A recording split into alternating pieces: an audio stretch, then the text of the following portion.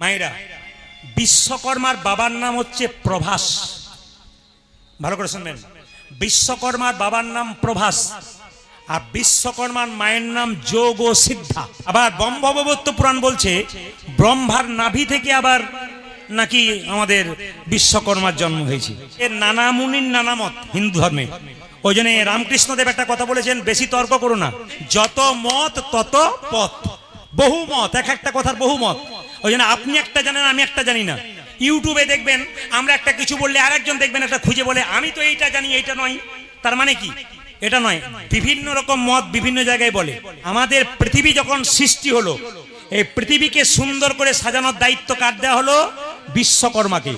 গোটা বিশ্বকে সুন্দর করে সাজালো, এর নাম হলো বিশ্বকর্মা। বিশ্বকর্মা পুজোর দিনে হাতির উপরে বিশ্বকর্মা থাকে।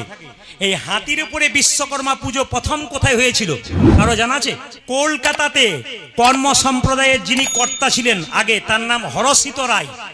এই হরষিত রায় তিনি চলে গেছেন, তিনি প্রথম হংস বাহন, হংসের উপরে চেপে থাকা আমাদের বিশ্বকর্মার পুজো তিনি প্রথম করেছিলেন। দ্বারকাপুরী তৈরি হয়েছিল, কে করেছিল? বিশ্বকর্মা। স্বর্গপুরী তৈরি করেছে, এ কার তৈরি?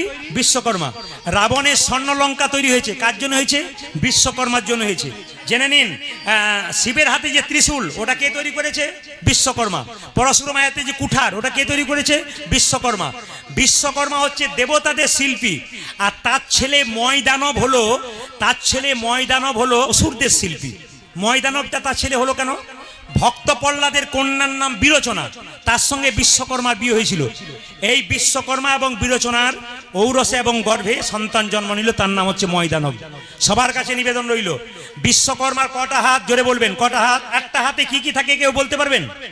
এক হাতে হাতুড়ি, এক হাতে ছিনি, এক হাতে কুঠার, এক হাতে দাঁড়িপাল্লা। দাঁড়িপাল্লাটা কেন নিলে?